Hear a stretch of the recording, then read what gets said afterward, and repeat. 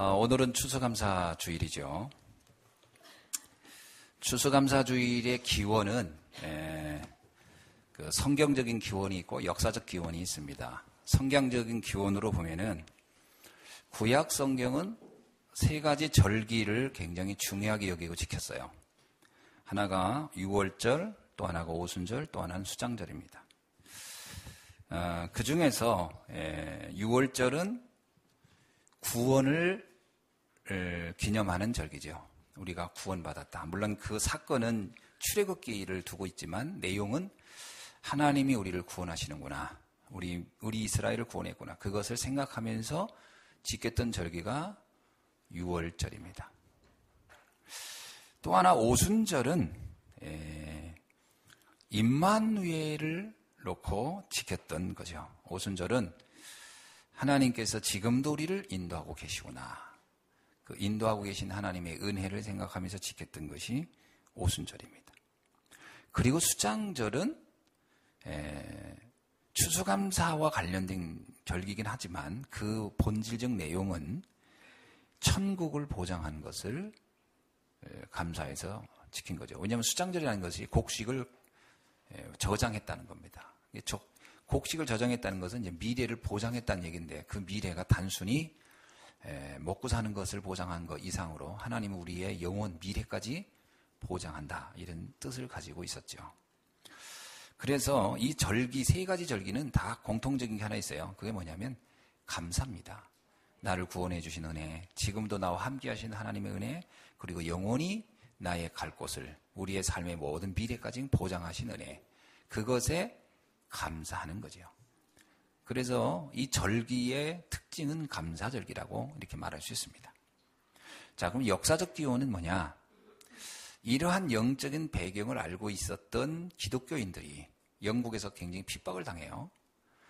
그들이 대부분 이제 청교도들이었는데 그때 당시에 영국은 성공회가 이렇게 그 주도를 가지고 있으면서 이 청교도들을 핍박했습니다. 그때 그들이 신앙의 자유를 찾아서 신대륙인 미국으로 떠나게 되죠.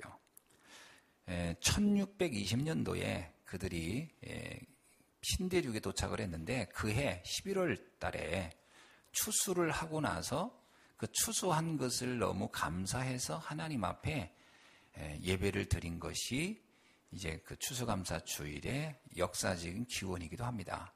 그때는 이제 3주간 그 축제를 했다고 해요. 그러면서 그게 이제 기독교 안에 하나의 자리를 잡게 됐는데 성서적 기원이나 그 역사적 기원이나 공통적인 게 있습니다. 하나님의 그 은혜와 사랑에 감사하는 절기로 지낸 거죠. 자, 그런데 이러한 추수감사절이 사실은요, 오해가 있긴 해요. 어떤 오해냐면 미국에서도 이번 추수감사주일 되면 아마 제일 많이 그 희생되는 동물이 칠면조입니다. 아마 오늘도 수만 마리의 칠면조가 이제 죽어가지고 그 사람들은 칠면조 잡아먹으면서 이제 이렇게 감사절기를 지내는데 언제부턴가 이 추수감사절기가 단순히 곡식을 이렇게 거뒀다, 우리의 의식주를 보장해줬다 라는 의미로의 추수감사절로 생각을 하게 된 겁니다. 우리나라도 그렇게 이해를 하는 경우가 많아요. 그래서 추수감사절 되면 이 앞에다가 막 과일이며 뭐 이런 걸 쫙 이렇게 막 하죠. 제가 사진에서 보니까 어떤 교회는 그 앞에 막 그냥 이게 강단이 얼마나 큰지 거기를 갖다가 과일로 다 그냥 막 세팅을 다 했어요. 뭐 어마어마하더라고요. 그것만 뭐 해도 한 몇백만 원어치는 한 것 같더라고요. 막 그래도 과일로 막 십자가도 만들고 막 해놨더라고요. 대추로 갖다가 뭐 그림도 만들고. 근데 이제 내용이 대부분 뭐냐면 의식주를 주신 하나님께 감사하는 뭐 이런 식이에요. 그러니까 요즘은 또 그러다 보니까 옛날에는 농사 짓는 그 시절에는 그 추수감사절이 또 그런 분위기와 함께 이렇게 좀 분위기적으로는 어울린 듯 했는데 요즘은 또 그러다 보니까 추수감사절이 별로 중요하게 여겨지지 않고 있습니다. 과연 진정한 추수감사주일, 그건 뭐에 대한 감사할 겁니까? 도대체 뭘 감사하기 위해서 우리는 추수감사절을 드릴까요? 진정한 추수감사주일이라는 것을 한마디로 말하면 감사거든요. 진정한 감사를 회복하는 건데, 바울 사도는 하나님께 감사해야 할 이유에 대해서 로마서 6장 17절로 18절에서 이렇게 얘기합니다. 한번 제가 읽어드릴게요. 하나님께 감사하리로다. 이제 성도들에게 하는 얘기입니다. 하나님께 감사해야 되는 거예요. 뭐냐? 너희가 본래 죄의 종이었더니 너희에게 전하여 준 바 교훈의 본을 마음으로 순종하여 죄로부터 해방되어 의의 종이 되었으므로 하나님께 감사하라. 구원받은 것을 감사하라는 거예요. 골로새서 2장 6절에서 7절에도 이렇게 써 있어요. 그러므로 너희가 그리스도 예수를 주로 받았으니 그 안에서 행하되 그 안에 뿌리를 받고 세움을 받아 교훈을 받은 대로 믿음에 굳게 서서 감사함을 넘치게 하라. 감사함을 넘치게 해야 할 이유를 뭐라고 했어요? 그리스도 예수를 주로 받은 것. 그게 감사의 핵심이다. 이런 얘기입니다. 그러니까 그리스도를 주로 받았다. 이 말은 무엇을 전제한 거죠? 구원을 전제로 한 거죠?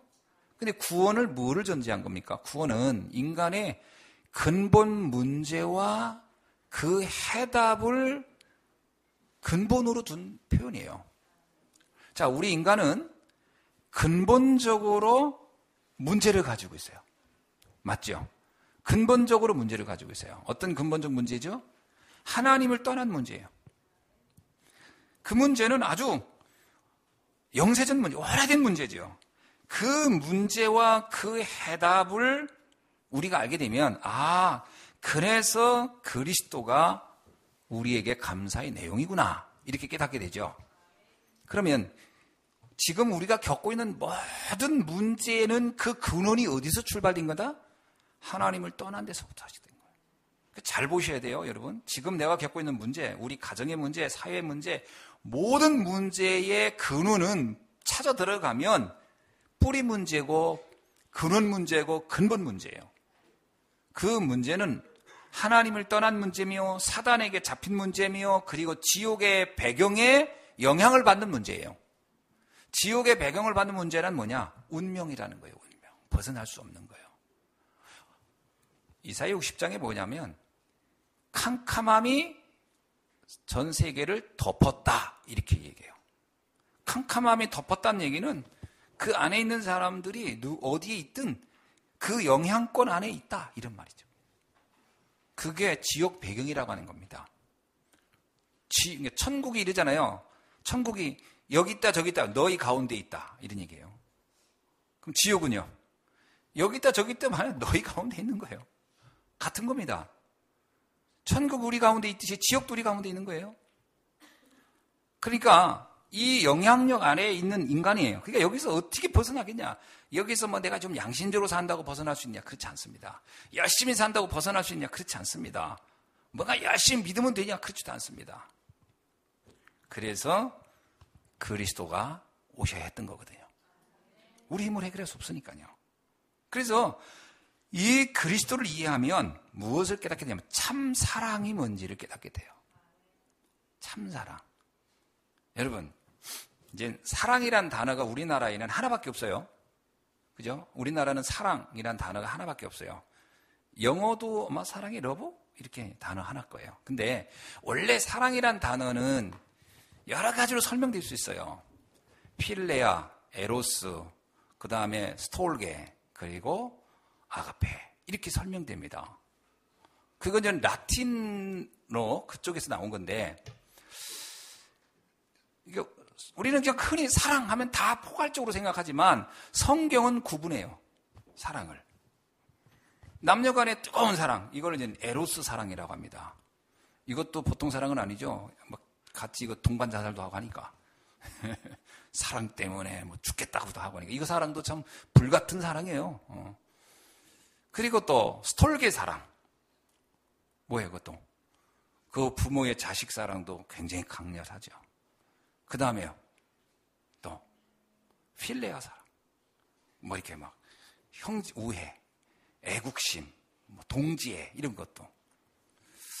탈북자들 만나니까 그 부모와 자식 사랑은 북한 사람 되게 약해요. 왜냐하면 그 북한이 강한 사랑이 하나 있더라고요. 그게 동지애예요, 동지애. 다 동지애로 만들어 놨어요. 그래서 거기는 그 아버지는 수령밖에 없어요. 육신의 아버지에 대한 개념이 약해요. 육신의 어머니도 약하고. 그래서 북한 사람들이 그 형제 간의 이런 결속력이 약하더라고요. 의외로. 그리고 국가적 사랑, 그 사상적 사랑, 그 당내 사랑, 막 이렇게 그 동지 이건 엄청 강하더라고요. 그럼 사랑이라는 단어를 자기도 쓰는 거예요. 근데 우리가 생각한 사랑하고는 좀 다르잖아요. 근데 성경이 말하는 사랑은 그 사랑이 아닙니다. 성경이 말하는 사랑은 아가페 사랑이에요. 아가페 사랑은 뭐야? 하나님이 인간을 구원하기 위한 사랑이에요. 그건 좀 다른 사랑이에요. 그건 우리가 이렇게 웬만해서는 잘 못 느끼는 사랑이에요. 근데 성경은 그 사랑을 계속 얘기하는 거예요. 자, 보통 사람들이 사랑하는, 사람들이 말하는 사랑이 대부분 어떤 거냐? 고린도전서 13장 3절에 보면 이런 사랑을 기록하고 있어요. 뭐냐? 내게 있는 모든 것을 구제하고. 사랑이죠? 내게 있는 것을 가지고, 내게 있는 재산을 다 들여서 누군가를 구제해. 큰 사랑이죠? 그 다음에 몸을 불사르게 내어주는 희생. 이것도 큰 사랑입니다. 그죠? 보통 이걸 사랑이라고 하잖아요. 근데 바울이 뭐라고 했냐면, 이런 사랑이라 할지라도 하나님의 사랑을 모른다면 아무 유익이 없는 사랑이다. 사랑을 구분했어요. 우리는 구제하고 희생하면 굉장한 사랑이라고 하지만 성경이 뭐라고 하냐면 하나님의 사랑이 이해되지 않는 상태에서 그런 걸 한다. 그건 무익한 일이다. 하나만한 일이다. 이해가 되십니까? 동정이 그게 좋은 거 별로 아닙니다. 동정. 우리 랩런트들도 잘못 오해하면 안 돼요. 동정이라는 것이 그렇게 좋은 게 아닙니다. 구제도 그렇게 구제는요, 그 사람을 더욱 이상하게 구제 대상을 계속 만들 수 있어요. 구제 대상자가 일어나서 구제하는 사람으로 바뀌려면 구제해서는 바뀌지 않아요. 하나님 사랑이 이해돼야 이렇게 바뀌어요. 그 자꾸 이렇게 누가 나를 좀 알아줬으면 좋고 도와줬으면 좋겠다. 이렇게 생각하면 그 사람은 영원히 그 재앙에서 못 빠져나와요. 그 사람이 좋은 게 아니라는 거예요. 심지어는 무익하다 그랬어요. 무익하다.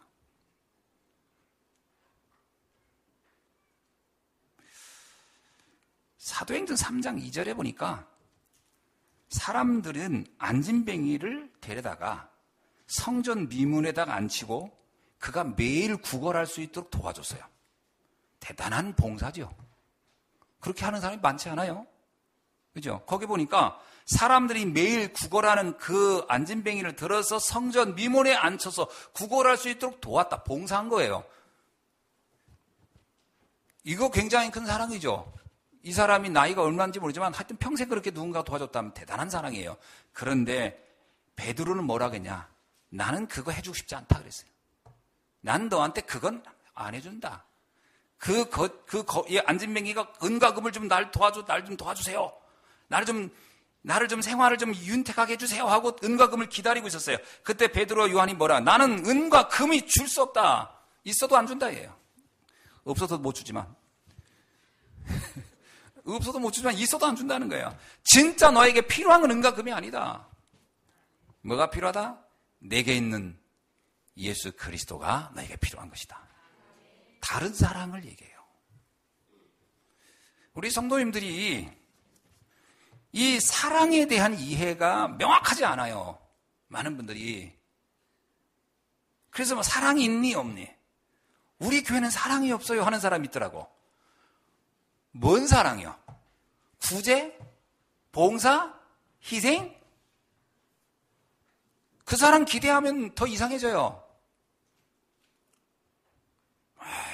이 교회는 사랑이 넘친대. 뭔 사랑이요? 구제? 봉사? 희생? 사랑에 대한 이해가 잘못되어 있다니까. 좋은 거죠. 그건 나쁘다는 얘기 아닙니다. 뭐냐면 그게 주가 되면 안 돼요. 그게 본질이 아니에요. 하나님의 사랑이 정말 이해된 사람이 봉사 또는 희생, 아주 좋은 일이죠. 그러나 하나님 사랑이 안 되는데 그거 하면 서로 착각해요. 서로 착각한다니까.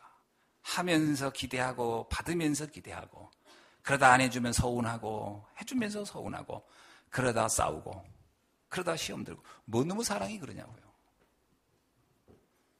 거의 그런 식입니다. 내가 이만큼 했는데 너 왜 뭐 안 알아주냐. 다 그런 사랑이거든요.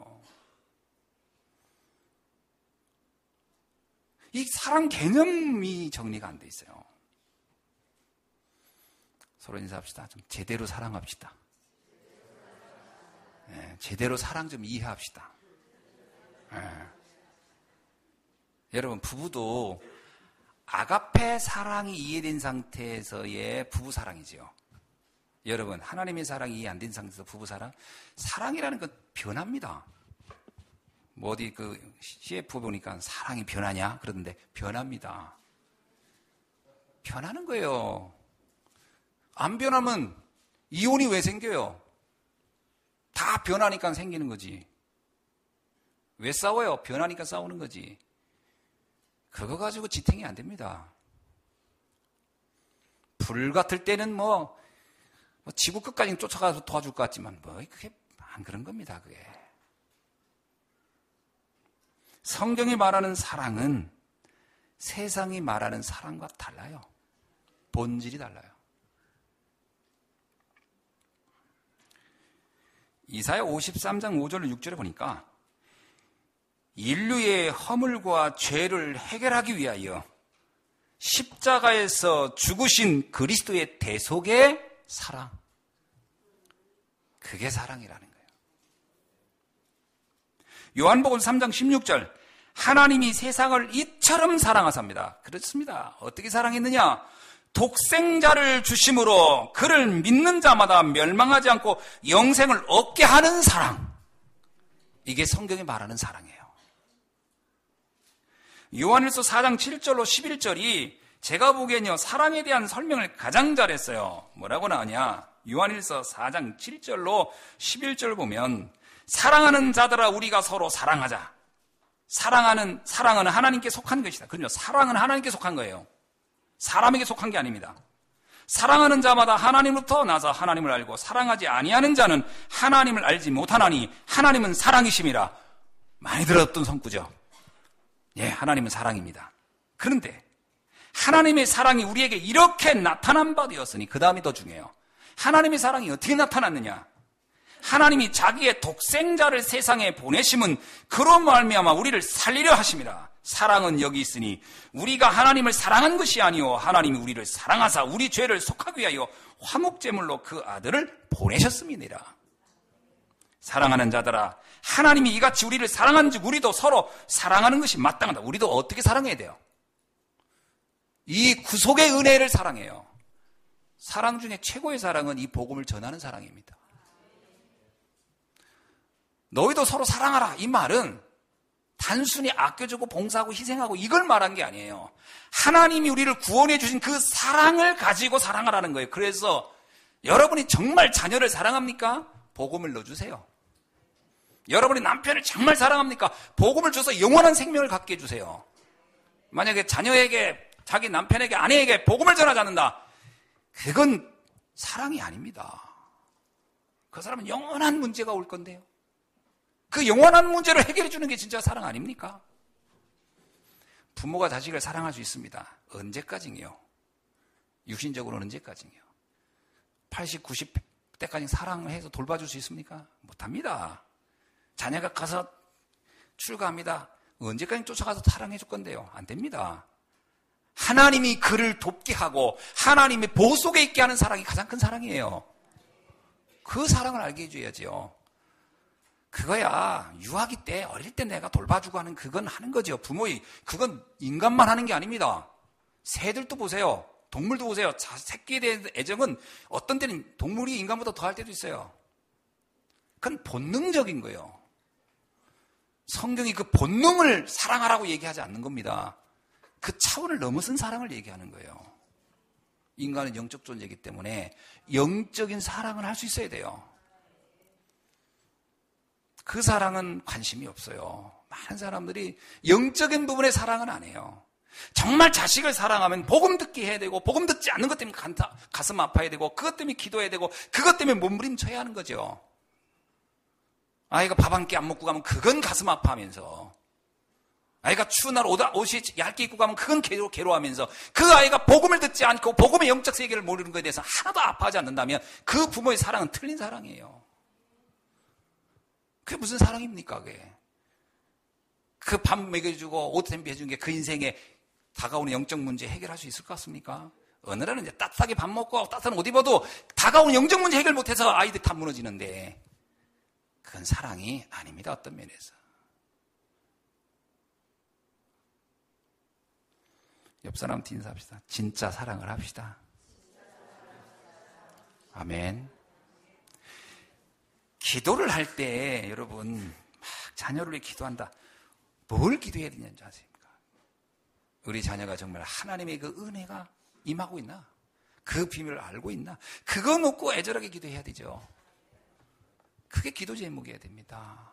그래야 그 아이가 쉽게 말하면 때로는 어떤 환경이 갈지라도 살아남는 거예요. 제가 볼 때요, 야곱이 요셉에게 준 최고의 사랑은 아름다운 자색 옷을 입힌 게 아닙니다. 그죠? 야곱이 아들 요셉에게 한 최고의 사랑은 이 영적 언약을 알게 해준 거예요. 그 요셉이 노예로 가고 감옥에 갔을 때 그 아버지가 해줄 수 있는 게 아무것도 없어요. 인간적으로는. 어떻게 쫓아가서 뭘 해줍니까, 자기가? 아무것도 해줘. 그러나 그 자녀의 마음속에 심어진 언약은, 복음은 그 자녀가 어떤 환경에서도 끝까지 살아남을 수 있는 힘을 갖게 한 거예요. 이거보다 강한 사랑이 어디 있어요? 이거보다 중요한 사랑이 어디 있어요? 그 사랑을 하라는 거예요. 할렐루야.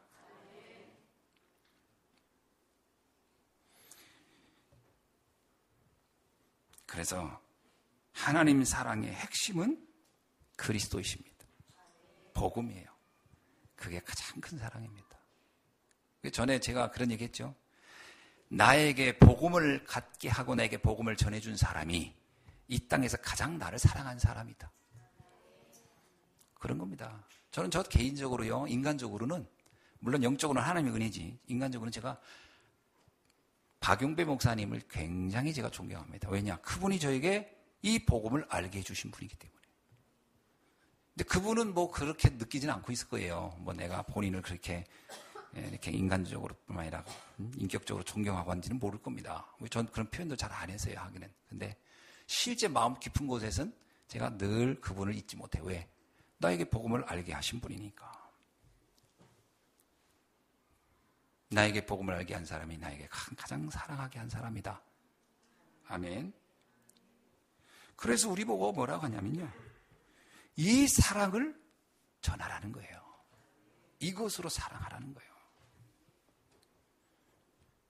디모데 2장 5절, 모든 사람이 구원을 받으며 진리에 이르기를 원하느니라. 그 사랑을 하라는 거예요. 요한복음 14장 6절, 하나님을 만나는 그 사랑, 유일한 중보자인 그리스도를 알려주는 거죠. 죄와 사망의 법에서 해방시킨 그 사랑을 알려주라는 거예요. 마귀의 압제에서 해방하신 그 사랑을 알려주라는 거죠. 이게 오늘 우리가 해야 할 그리스도의 사랑인 줄로 믿습니다. 그래서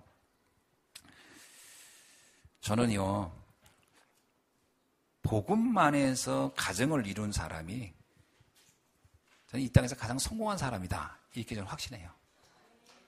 복음만에서 가정을 이루어야 돼요. 그래야 인간적인 그 허약하고 연약한 사랑도 다 그게 지켜낼 수 있어요. 안 그러면 못 견딥니다. 이 사랑이 여러분에게 회복되기를 주의 이름으로 축원합니다.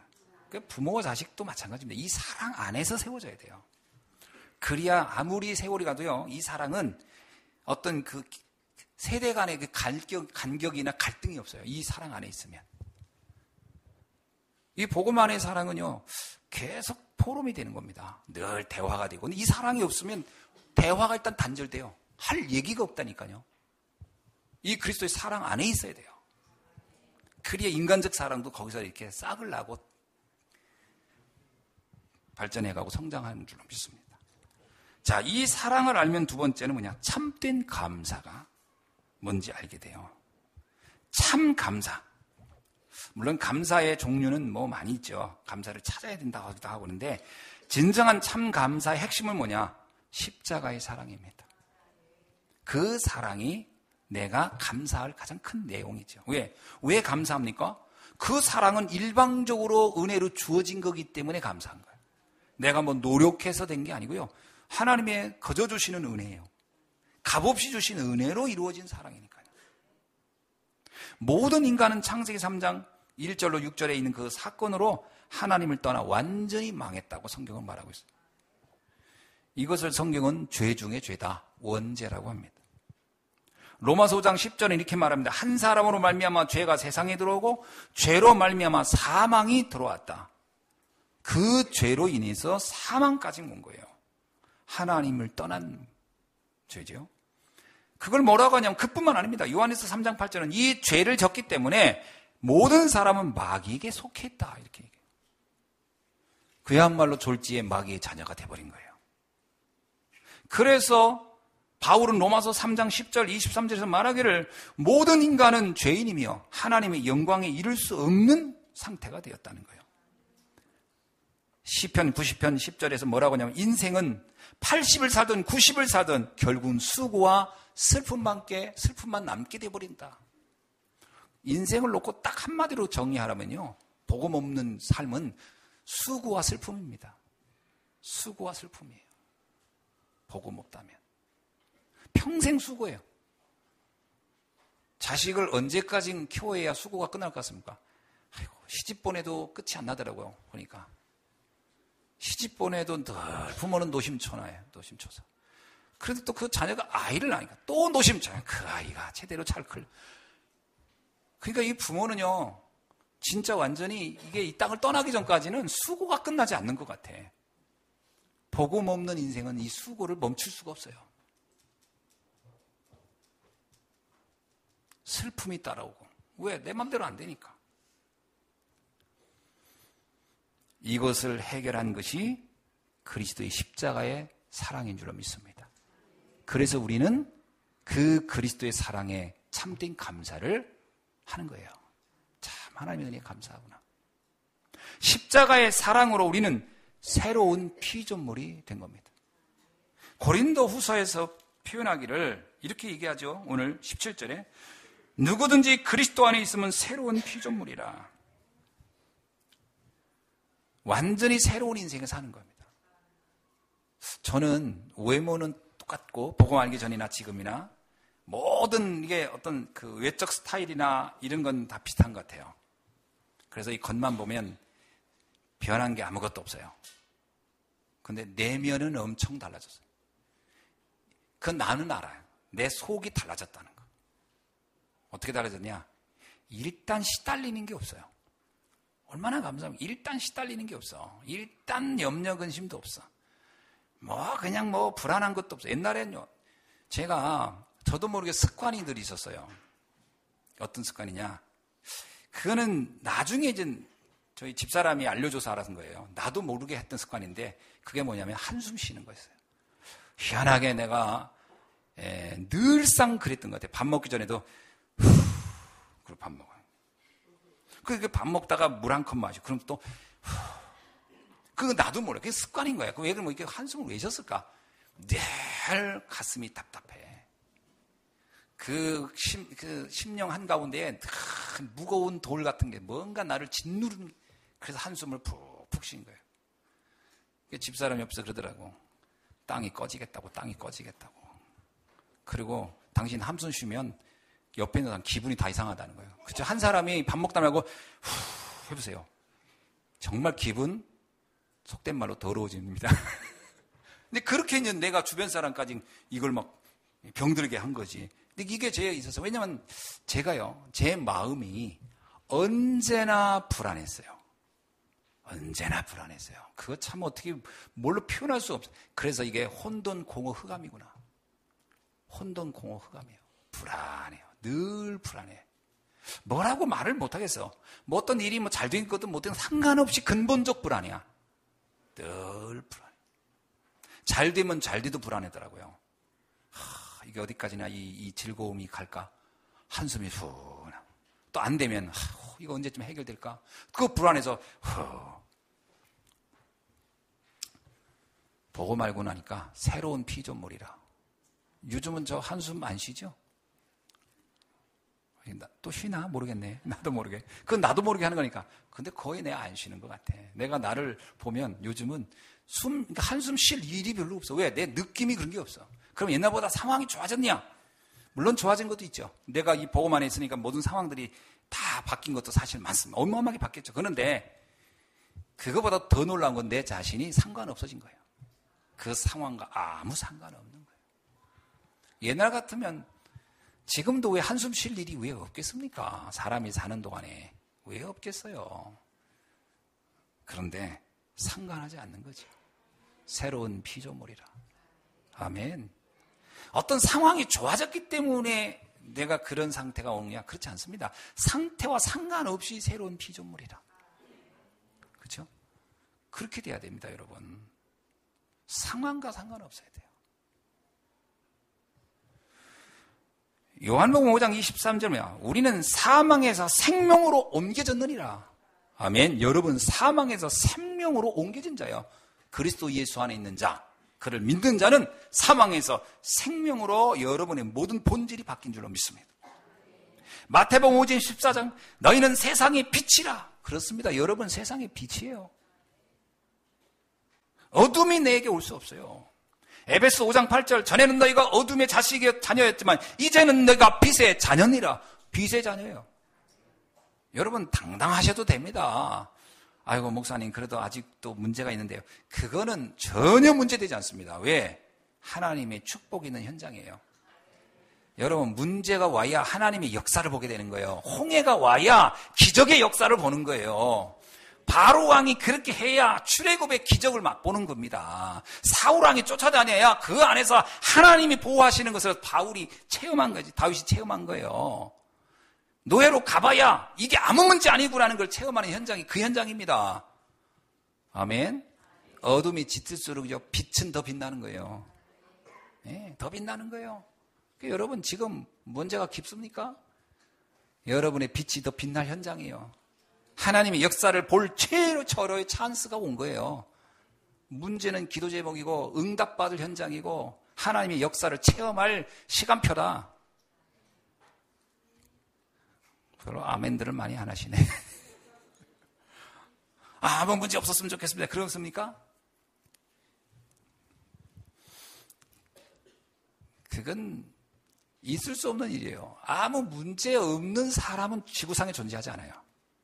아, 목사님 그래도 그렇지 우리 집안만한 문제 있나요? 다른 사람 가보세요. 아무 문제 없는 것 같아요. 일단 중환자실에 가보세요. 중환자실에 가서 보세요. 얼마나 많은 사람이 문제 속에 있나? 가보세요. 암병동에 가보세요. 얼마나 많은 사람이 지금 고통당하고 있는지 가보시라니까요. 여러분 지금 여러분 저기 그 남미의 어느 나라입니까? 갑자기 생각 안 나요? 예? 베네수엘라. 베네수엘라는 나라가 망해가지고 전 국민이 지금 국가를 떠나고 있어요.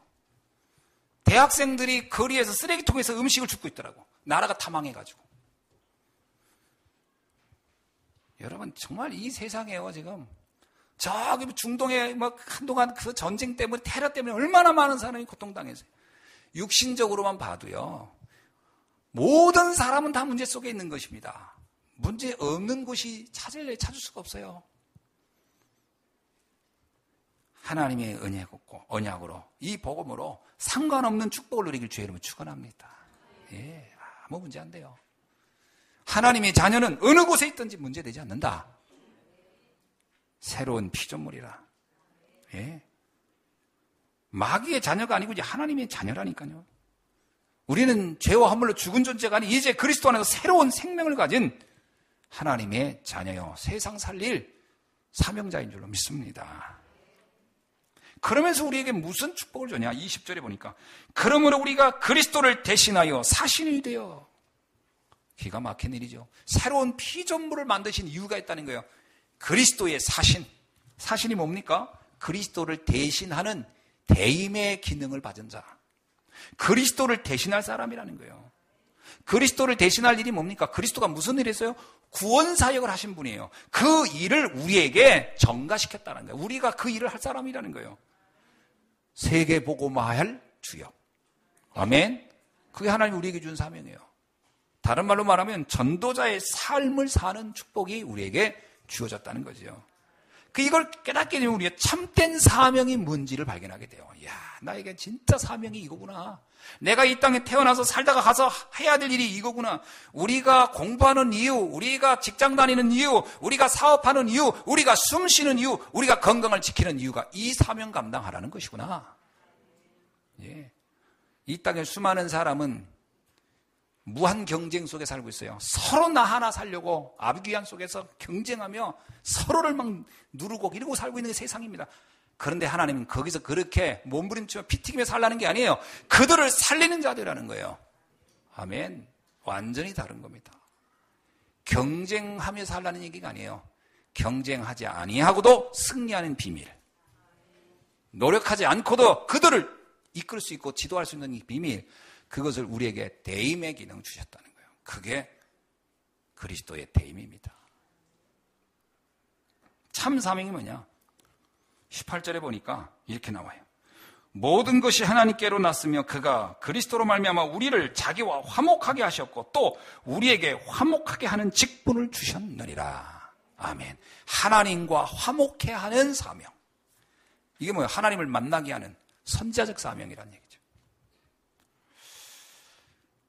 에베소서 2장 14절로 16절에 보니까 그리스도가 십자가에서 대속제물로 죽으심으로 하나님과 원수되어 막았던 율법의 계명의 담을 허시고 화목하게 하셨느니라. 세상의 율법으로는 하나님을 만날 수 없어요.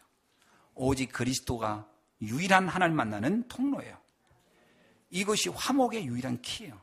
그럼 우리가 뭐예요? 참된 사명이 뭐예요? 이 화목해 하시는 그리스도의 비밀을 증거하는 사명.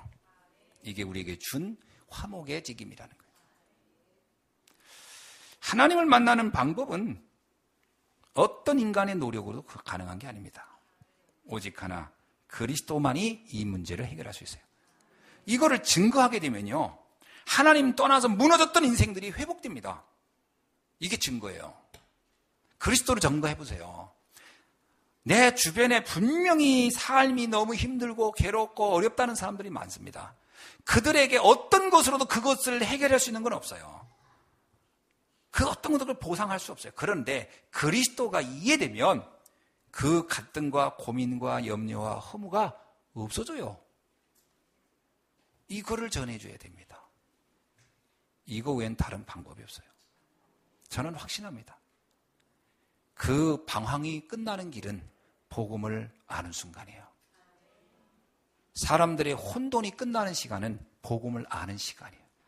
사람의 그 답답함과 막막함이 끝나는 시간은 복음을 아는 순간이에요. 그거 알아야 끝납니다. 그거 모르면 계속 방황하고 계속 두렵고 계속 답답하고 계속 흔들리고 넘어질 것입니다.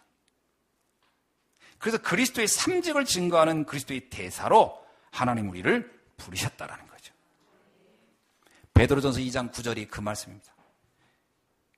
뭐라고 써있죠? 우리 다 같이 읽어봅시다. 베드로전서 2장 9절이 오늘 우리에게 주신 하나님의 중요한 대임의 내용이에요. 다 같이 우리 한번 읽어봅시다. 시작. 그러나 너희는 택하신 족속이요 왕같은 제사장들이요 거룩한 나라요 그의 소유가 된 백성이니 이는 너희를 어두운 데서 불러내어 그의 기이한 빛에 들어가게 하신 이의 아름다운 덕을 선포하게 하려 하심이라. 아멘. 그렇습니다. 흑암에 있는 이들에게 빛을 비치는 왕같은 직임을 우리가 가졌어요. 캄캄함에 있는 사람이 거기서 빠져나오는 길은요, 다른 게 아무것도 없습니다. 정말 이 복음을 알게 하면 빠져나와요. 제가 이 복음을 전했더니 어떤 분이 이런 고백하더라고요. 듣더니 눈이 탁 열리는 것 같습니다. 그러더라고요. 눈이 감겼던 눈이 탁 열리는 것 같아. 맞습니다. 저는요 그 기분 알아요. 왜? 내가 그랬어요. 내가. 저는요 안개 속을 헤매는 것 같아서 제 삶이 어떻게 살아야 될지 모르겠더라고요. 어떻게 살아야 될지 모르는데 아이는 3명이 태어났어요. 야, 어떻게 살아야 될지 모르는데 내 앞에서 꾸물거리는 자식이 있는 거예요. 나도 내 길을 모르겠는데 이들을 안내해야 하고 키워야 된다고 생각하면 너무 막막한. 그러니까 하는 일이요, 짜증나는 것밖에 없어요. 마음은 그러지 사랑으로 키워야 돼. 근데 내 몸은 이미 짜증내고 있어요. 그러니까 막 아이들이 이유 없이 고통당했다니까요. 저 때문에. 내가 근데 이런 얘기하면 또 매일 그런 것처럼 오해하는데 그런 거 아니고 어쩌다 한 거니까. 이게 또 자꾸 얘기했더니 각인되는 것 같더라고. 내가 이제 이렇게 설교 준비하고 막 이럴 때 그때 우리 창규가 가장 궁금할 때요. 아마 내가 알기로는 지금 우리 그 세연이가 기억나요. 세연이. 그 세연이도 나이가 어렸을 거야. 좀 더. 그러니까 막 궁금한 거 너무 많을 때 나한테 와가지고 계속 물어봐. 아빠 이건 뭐야? 아빠 이게 뭐야? 내가 답을 알아야죠. 내 인생도 지금 막막한데. 절로 가. 귀찮게 하지 마. 문 딱 잠고 못 들어오게 했어요. 바깥에서 막 좀 아빠 뭐 같이 놀아줘 뭐 물어볼 게 있어. 들어나가. 왜 들으라고 하면 참 신기한 게 뭐냐면 그 자녀를 보면서 같이 얘기하고 있는 게 너무 행복한 시간이어야 되는데요. 이렇게 얘기하고 있으면 뭔가 내가 해야 될 이것을 못할 것 같은 불안감이 있는 거예요. 안 될 것 같은 불안감. 또 이게 또 그러고 또 죄책감 느껴요. 놀아줘야 되는데 아니야. 나중에 그러다 보면 어느 날 27 됐더라고. 그 나중에가 저렇게 되더라니까. 그게 참 쉽지가 않은 거예요. 쉽지가. 내 인생이 진짜 그냥 내 마음대로 되는 게 없구나를 내가 그때 깨달은 거예요. 많이 후회되더라고요. 내가 왜 복음 몰랐을 때 진짜 방황한 거예요. 그 혼미함이라는 것은 어떻게 표현할 수가 없어요. 아이들이 어떤 문제를 가지고 고민해 옵니다. 해줄 말이 없어요. 그러니까 하는 게 참아. 너도 한 대 패. 뭐 거의 답이라는 게 이걸 답이라고 얘기해 주고 있는 거예요. 이걸 어떻게 해석해 주고 어떻게 이걸 인생을 풀어가야 될지 하나도 주는 게 없어. 그냥 내 감정 따라 그냥 기분 따라 그날 따라. 그러니까 어제는 이랬다 오늘은 이랬다. 매일 기분 따라 모든 게 다 달라. 무슨 교육이 되고 무슨 양육이 됩니까? 왜냐? 내 자신이 안개를 속을 헤매는 것 같으니까 그래요. 내 속이. 뭐 명확히 보는 게 없으니까. 어느 날 복음을 따가 하니까요. 눈이 확 열리더라고. 그래도 옛날 체질은 남아가지고 가끔씩 엉뚱한 짓은 하지만 그러나 본질적으로는 이제 아무렇지도 않아요. 어떻게 하면 된다는 걸 다 아니까요.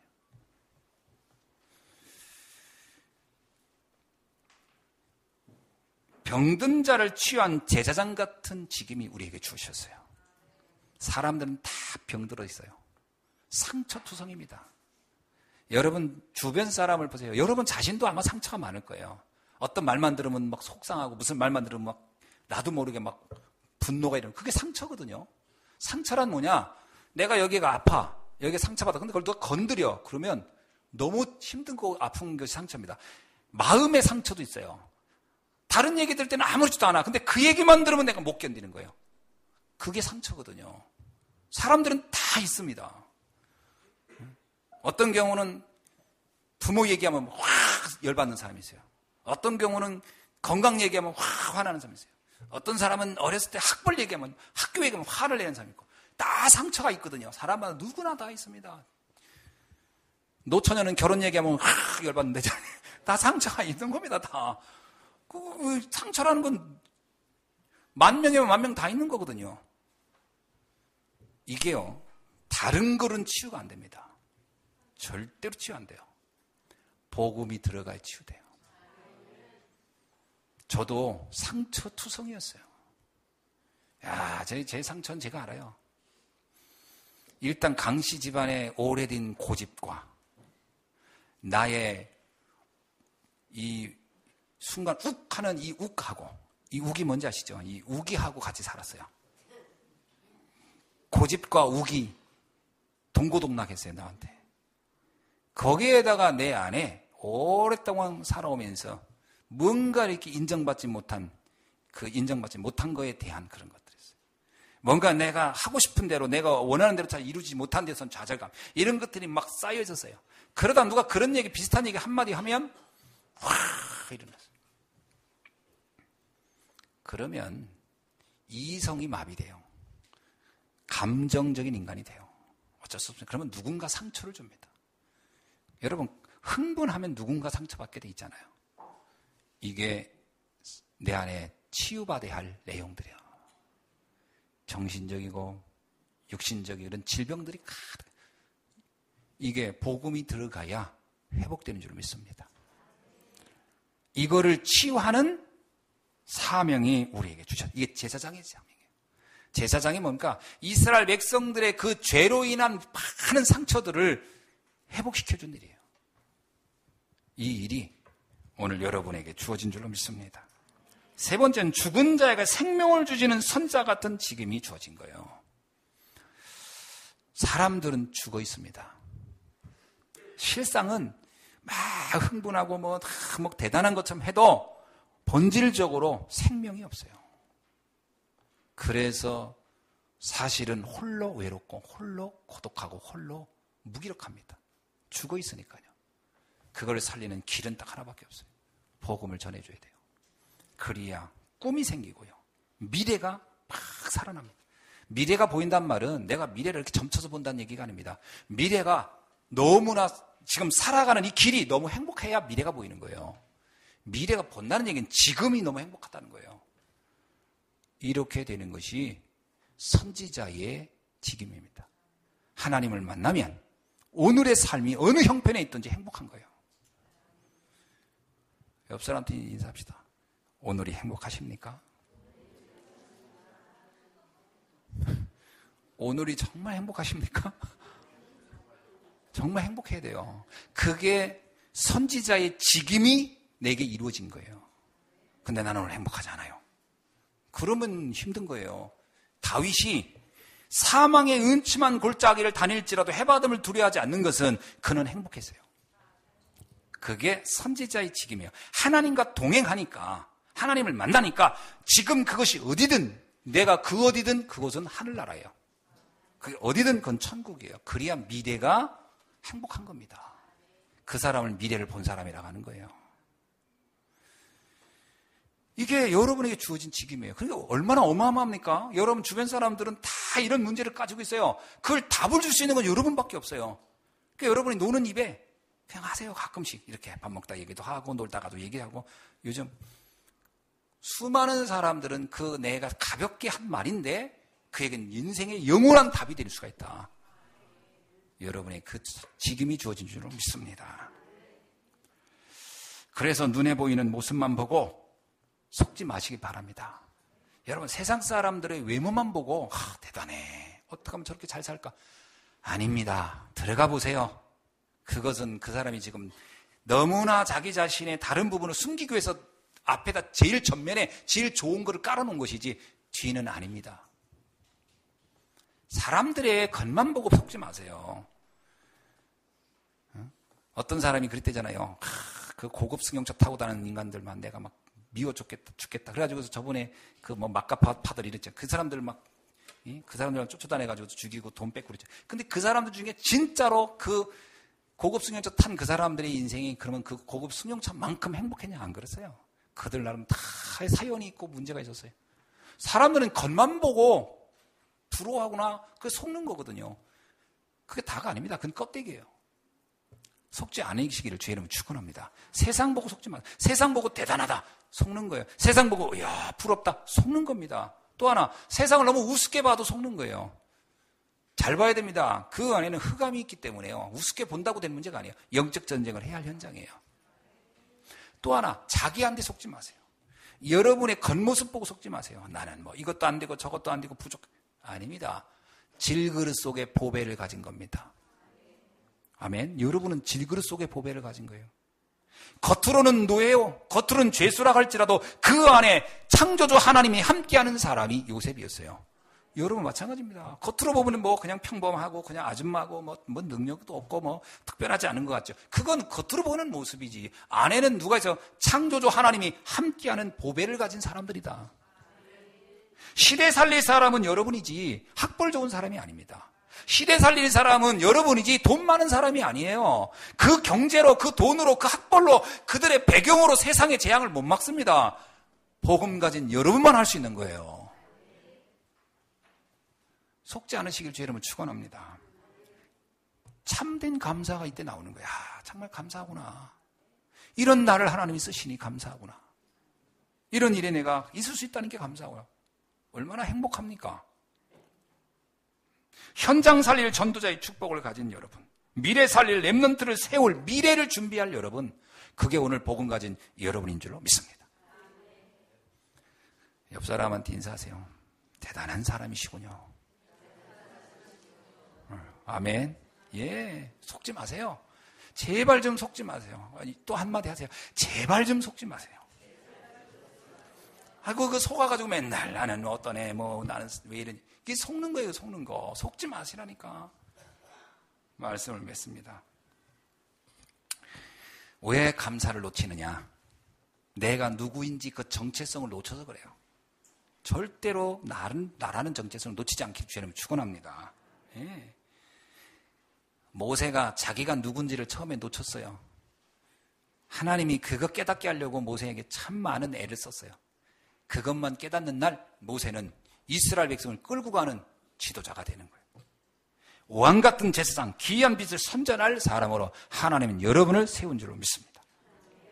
그래서 지금부터 진정한 감사, 구원받은 감사, 사명자로 부름받은 감사를 여러분 회복하면 돼요. 그래서 나라고 하는 것을 넘어서면 돼요. 갈라디 2장 20절 하면 돼요. 내가 뭘 한다 그럼 감사할 게 별로 없어요. 또 뭔가 행복할 것도 없어요. 나라는 게 너무 연약하고 한계가 많아요. 나를 넘어서서 하나님이 주신 은혜를 발견하면 돼요. 세 번째입니다. 그런 여러분에게 하나님은 시대적인 천명을 주셨어요. 나의 천명을 한번 발견합시다. 저는 100명의 목회자와 300명의 장로를 세워야 되겠다. 이건 저의 천명이며 또 여러분과 함께 나누고 싶은 천명이에요.